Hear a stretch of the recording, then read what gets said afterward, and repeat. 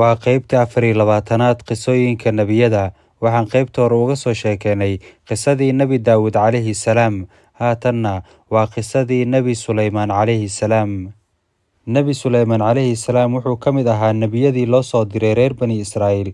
wuxuu talada la wareegay kadib geeridii aabbihii. wuxuu ahaa hogaamiye caadil ah oo dadka u siman. alle subxaanahu watacaala ayaa ka ajiibay ducadiisa ahayd in la siiyo boqortooyo aan weligeed la arag, dib dambana loo arki doonin nuuceeda. waxaa loo saqiray dabeesha oo halkii uu doono u qaada. waxaa kaloo loo saqiray jinka, shayaadiinta, kuwa badda quusta iyo guryaha dhista. sidoo kale shimbiraha ayaa loo saqiray.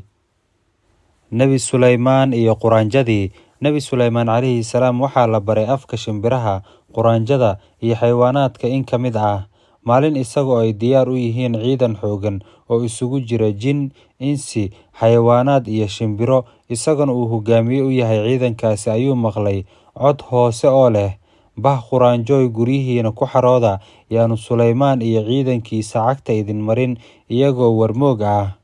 nebi suleymaan oo hadalkaas maqla ayaa dhowla caddeeyey, cagihiisa ayuu kor u taagay, wuxuuna alle uga mahadceliyey nimcooyinka isaga iyo waalidkiisa lagu manaystay. wuxuuna alle ka baryey inuu ku daro addoommadiisa wanaagsan.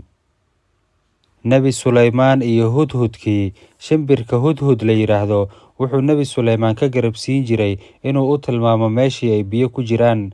maalin ayuu nebi suleymaan baadigoobay shimbirkii, waase uu waayey. aad buu uga carooday arrinkaasi nebi suleymaan, wuxuuna ballan ku galay inuu ciqaab daran marsiin doono haddii shimbirkaasu aanu war fiican la imaan. hudhudkii baa yimid isagoo nebi suleymaan u sheegay inuu u sido war culus oo uu u baahan yahay.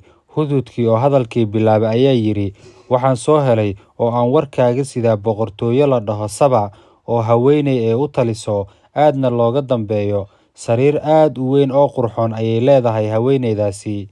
waxaan soo arkay in haweeneyda iyo qoomkeedaba ay u sujuudaan qoraxda halkii ay alle caabudi lahaayeen. shayddaan baana u qurxiyey camalkaasi xun.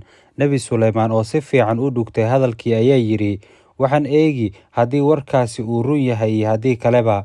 wuxuu hudhudkii u dhiibay fariin loo diray boqoraddii Saba ee Balqiis. hudhudka markii uu qaaday fariintii ayuu dhigay boqorad Balqiis horteeda.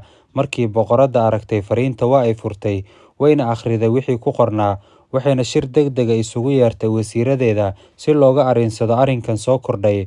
waxayna ku tiri wasiiradii, waxaa la igu soo tuuray qoraal wanaagsan, waxaana soo diray Suleymaan.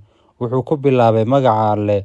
wuxuu kaloo yidhi, ha igu kibrina, ii imaada idinkoo alle u hoggaansan. markaasay ku tiri, dadkiinan madaxda ahow, arrinkayga iiga jawaaba. anigu tala goosan maayo idinkoo goobjoog ah. markaasay yidhaahdeen, annagu waxaan nahay dad awood badan oo balaayo u saaxiib ah. taladuna waa xaggaaga ee ka fiirsa waxaad na fari lahayd. kolkaasay tiri, dadka madaxda ahi hadday magaalo soo galaan way dabargooyaan oo aafeeyaan, cagtana way mariyaan. dadkeeda sharafta lehna waxay ka dhigaan kuwo dullaysan, sidaasayna sameeyaan. balqiis waxay isku dayday inay tijaabiso nebi suleymaan oo ay u dirto hadiyad.